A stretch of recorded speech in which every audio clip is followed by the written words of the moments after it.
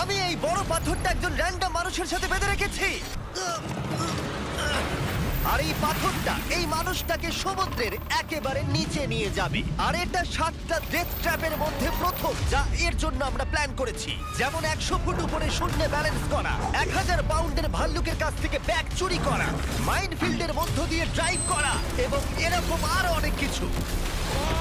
আর যদি ও সবকটা সার্ভাইভ করতে পারে আমি ওকে $5,00,000 দেব। ঠিক আছে, আমি চললাম। প্রথমে ওকে এই ট্র্যাপের হাত থেকে নিজেকে বাঁচাতে হবে, আর এগুলো খুবই বিপজ্জনক। তাই আমরা শুটিং এর সময় সেফটি প্রফেশনালদের রেখেছিলাম। আর প্রত্যেক সেকেন্ডে চেনে বাঁধা থাকার অর্থ ও সমুদ্রের আরো গভীরে নেমে যাচ্ছিল।